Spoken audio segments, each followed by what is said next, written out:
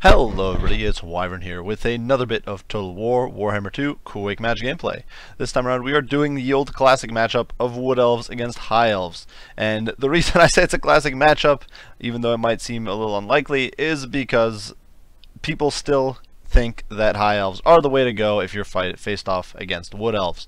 I'm not entirely sure why this is the case, but nonetheless, you see this almost every time. If you pick Wood Elves and your opponent is in the mood to counterpick you, they will basically always pick High Elves. And I'm not entirely sure why that is the case, but it's kind of been the situation since basically Warhammer 2 came out, or since Mortal Empires came out. So either way, running a bit of a standard build, but this time I did want to bring the Lady rather than Orion, who I normally rely on, hoping that she'll be a little tankier against shooting, simply because she does have greater mobility. I can keep her at longer range than Orion, and I'm not reliant on her melee, really. So in this situation, I'll obviously bring the Prey of Anathrema, bring the Arrow of Kurnus, and otherwise, just kind of stock and ready to snipe away at enemy troops. Alongside her, we are bringing a Branch Wraith, who I think is basically must pick in this situation. Definitely a very strong lord or hero choice regardless. Does give you the Call of the Woods for that +5 melee attack, Earthblood for the heals, Melkosmos Divine Miasma to weaken or slow enemy troops. This is really important, especially against heavy cavalry. Generally, you will see at least some Silver Helm or Dragon Prince action, because those are very, very powerful choices against the Wood Elves. Finally, we do have the Penumbral Pendulum, which is, of course, ready to wipe out some blob of enemy infantry. It's very good against the High Elf troops. Oftentimes, your opponent, if you're playing against the High Elves, will kind of have a blob of shooting in the back, and you can often kind of snipe these guys down with that spell. My front line is composed of 6 units of Eternal Guard with shields, obviously for that, simply for that silver shield, but also because with their high melee defense, armor piercing, decent melee attack, thanks to the chevrons, they will be able to hold out and trade pretty effectively with just about everything the High Elves can put on the table in melee, except for Swordmasters of Oath, which unfortunately my opponent brought 2 of. Behind that, we do have 3 units of War Dancers with Azar Spears. These guys are there to cover my back line of shooting, but also to provide a sort of pseudo-cav force. If I can bust through my opponent's front line, or if I see a weak spot, or if I see a flank opening, I can send these guys around, loop around into my opponent's back areas, and shut them down that way. 2 units of Gladiator with Starfire Shafts give me some firepower if I need to snipe away at my opponent's troops. If my opponent brings Illyrian Reavers, for example, I can shoot at them. Otherwise, I can pressure my opponent's backline, or heavily armored troops like Swordmasters of Oath, for example. I also did bring a single unit of Way Watchers just to add some additional long-range poke, and these guys are hidden here in the back, ready to shoot at high-priority targets. Another benefit to Way Watchers is that unlike the Glade Guard with Starfire Shafts, these guys are actually very good at picking off Dragon Princes. Thanks to the Dragon Prince's built-in physical resist as well as fire resist, Glade Guard with Starfire Shafts actually do almost no damage to them. I do believe they're basically negated entirely, so that's something worth keeping in mind, whereas Way Watchers only get mitigated by that physical resist. Now for my opponent, he did decide to bring a somewhat conventional build. You see these sorts of compositions fairly often when you're playing as High Elves, unfortunately. Against High Elves, unfortunately. My opponent did bring Tyrion and no caster, so definitely going very much into the infantry blob here. Tyrion, of course, coming in with Heart of Avalorn, Foe Seeker, Stand Your Ground, and Feint Inner Post. Interestingly enough, no Sunfang, which I actually think is pretty powerful against Wood Elves just because their infantry is so squishy. The front line here is a mix of Spearmen as well as Swordmasters of Oath. Not intermixed, which is a little interesting. Definitely going heavier on this flank, but very decent durable front line, with obviously those Swordmasters being able to slaughter Wood Elf infantry pretty effectively. In the back, 4 units of archers with light armor should be able to outtrade my shooting very, very effectively, though as you can see they are bunched up here, and definitely a great spot for Penumbral Pendulum. In the back, my opponent does have 3 units of Eagleclaw Bolt Throwers, which are already teeing off on my infantry blob. You can see I do fire off an Arrow of Kurnus on the Swordmasters of Oath, knocking off 6 models there, which was a kind of a priority for me, trying to get rid of these high-value targets as quickly as I can. Spearmen, 3 units of them, of course, over here covering the claw bolt throwers, allowing them to keep shooting, and a single unit of silver helms with shields hidden in the woods. These guys are actually pretty effective. I do believe they will outtrade Wild Riders in a straight-up fight, so definitely you can't underestimate them. In the meantime, you can see my Starfire Shafts raining in on the Swordmasters of Oath, and a Penumbral Pendulum is coming down the archers with light armor and absolutely cleaves through them. You can see they lose multiple models, and they are basically instantly wavering and on the edge of routing. I do shift fire to them with my own archers, and will shortly be able to push them back. In the meantime, my front line is closing in with the enemy front line. You can see these poor Eternal Guard have just been shot the absolute smithereens by those very effective Eagleclaw Bolt Throwers. But my opponent, in turn, is losing that front line fight very quickly, with those archers with light armor getting knocked out, and only 1 unit really staying on the field. Unfortunately, my opponent just has that artillery advantage that I'm not really able to shut down despite flanking Eternal Guard units, and that's really a pretty major problem for me. My War Dancers are on the flanks, but you can see my archers are just being pressured off by the artillery. I'm not really able to win the front line fight decisively. You can see over here, despite an Earthblood going down, the Branch Wraith is getting shut down by Tyrion, and their Eternal Guard are obviously losing to the Swordmasters of Hoeth, despite supporting fire coming in for the Way Watchers, who are in turn being pressured by the Archers with light armor. So definitely a bit of a back and forth fight here. You can see my Glady in the meantime is trying to slow down my opponent's Silver Helms with shields, and I do drop a net of him, or Prayer of Anathema there on him, and immediately send in the War Dancers. The War Dancers are just very effective against these guys, and they can shred them with contemptuous ease. You'll see they'll start losing models almost immediately. In the meantime, though, you can see the frontline fight definitely not going too hot. You can see units being lost left and right, but now I'm able to plug the gap with these War Dancers with Azrai Spears, shut down these Swordmasters of Hoeth, and you can see the Way Watcher fire helping there to just keep these guys on their toes. Obviously, my opponent is trading very effectively with these guys. They're just very, very potent. But honestly, against War Dancers with Azrai Spears, when they lose the martial prowess, they're not that effective. War Dancers do have a decent armor piercing. They do have okay melee, actually pretty strong melee defense. And with another Air of Kurnus coming in from behind, probably doing more damage to my War Dancers. Unfortunately, I am able to break these guys pretty effectively. Over here, unfortunately, the Way Watchers are almost on the verge of routing, and despite my War Dancers kind of running amok in my opponent's backline, he is able to pull these Swordmasters of Hoeth offline to go deal with these Azrai Spears, who are doing their very best to just shut down this artillery battery. Over here, the Spearmen are obviously losing to my Eternal Guard with shields, but it's just taking forever. Eternal Guard is not very efficient at killing them. It's just that they will eventually win. Over here, Tyrion is running amok, trying to chase after my Glady, even as the War Dancers are kind of clumping up on him. Over here, though, the Silver Helms are running amok in my backline, and this is a major problem for me. I don't really have the tools to shut them down. A handful of Eternal Guard here with shields here are really not going to do the job. My Branch Wraith is I've actually pulled forward, and my Azrai Spears, despite doing their best to catch these guys, are just not able to do so, and these Glade Guard with Starfire Shafts are going to get routed off. So definitely a bad situation for me. Over here, the Way Watchers, as well as the Glade Guard with Starfire Shafts, are getting pounded down by the Silver Helms with shields, and this is definitely a huge mistake. My opponent's getting massive value out of these Silver Helms here against my archery contingent, and I'm just not able to stop him. In the back line here, Tyrion does successfully chase off the War Dancers with Azrai Spears. In the meantime, though, my Glady is picking away at these Swordmasters of Hoeth, and you can see my War Dancers with Azrai Spears are in their own turn, leading my opponent on a merry little chase around the map, jumping into the rear charge against these Spearmen eventually, so they'll definitely be helping bust that flank a little faster. Unfortunately, though, that artillery fire is raining down, slaughtering my Eternal Guard. My Way Watchers do shatter there under the onslaught of the Silver Helms with shields. So definitely a huge mistake there on my part, losing most of my shooting to these very, very annoying enemy cavalry units. And simply put, the War Dancers are just not able to catch them. They do finally kind of come to grips with them a little bit here as my opponent's micro slips up, and they are going to be able to drag them out of the saddle pretty quickly. And you can definitely see a few of the Silver Helms immediately drop to those spear thrusts from the Azrai Spears. So definitely, they don't do great if you can catch them, but as long as they can keep moving, they're in a good spot. Over here, the Branch Wraith is kind of sitting idle. I'm not entirely sure why that is. He does start pulling back, but I'm not entirely sure why he was idle there. But he's going to end up routing off, which is definitely a bit of an issue.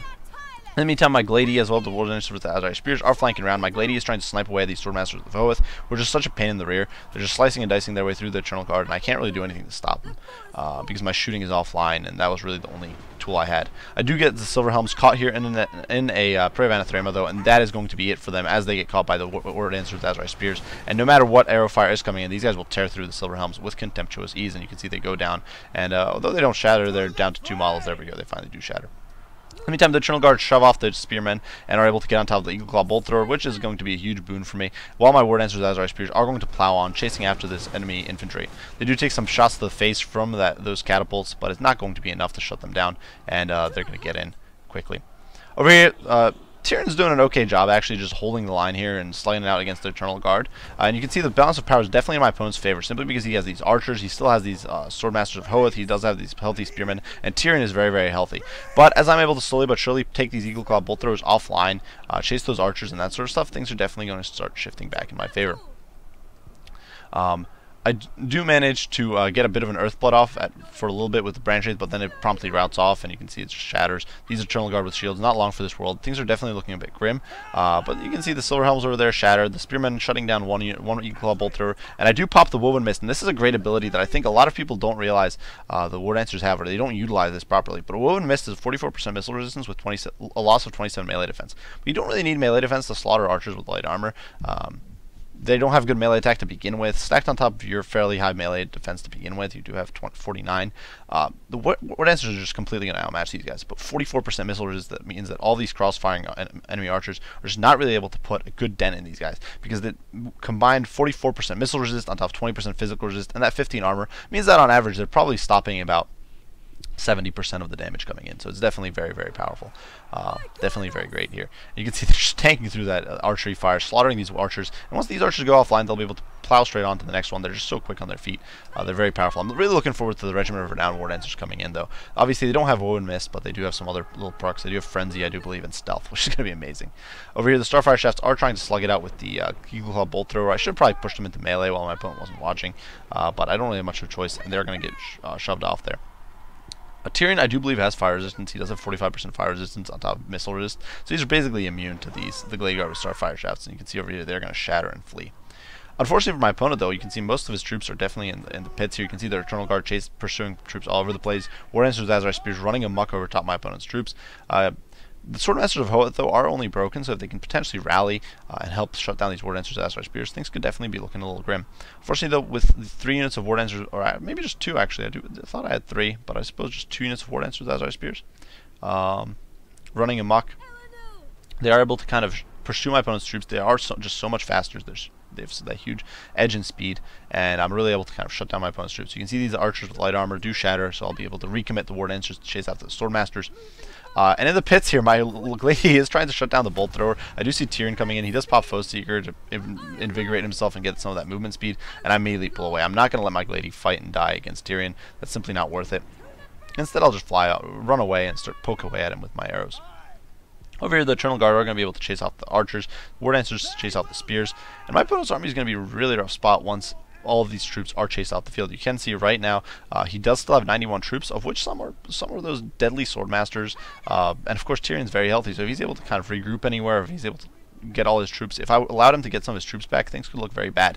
And it's very important to just chase these units off the field, find which units are broken, which are shattered, and prioritize accordingly. Over here, my opponent is forced to leave his Eagle Claw Bolt Thrower as he's trying to get Tyrion on top of my Eternal Guard, and so the crew here is going to get broken and then slaughtered because I simply don't intend to let him rally. Once all of these troops are shattered or chased off the field, you can see I'm pulling my troops back in. My opponent's troop count is down to 17. I'm not entirely sure why that is. What unit is still... I do believe these spearmen are only broken, and these bolt thrower crew are only broken. So these guys are obviously keeping my opponent's troop count up, but you can see finally things are stabilizing in my favor.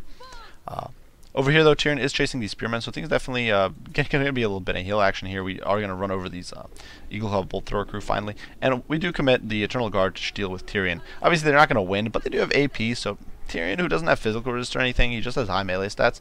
The Eternal Guard do have a minimal chance of hitting him, so they can potentially kind of chip away and whittle him down over time. With their respectable melee defense, it'll be hard for him to kill him off. Now what I do here is I do kind of pull them away. I do cast the Prey of Anathrema, trying to get the most out of my archery. This is my last Prey of Anathrema that I've got left. And of course, I'm almost out of ammo on the Glady, so we're going to snipe away at him just a little bit, get those last arrows in, and then we are pushing in from all sides, hitting Tyrion with all of our troops. And I do start cycle charging him here with the Glady. I intend to kill him if at all possible. And if we can break him, otherwise, he obviously won't be able to escape because he's on foot. He's not on Malhandir. Even if he was on Malhandir, my Glady is actually fast enough to run him down, despite being very tired. And so that is going to be game. With him never really getting use of the Heart of Averlorn. So definitely I think there were some mistakes on both sides. For my opponent, I think, first of all, not taking Sunfang against Wood Elves is a bit of a mistake. Sunfang is very powerful.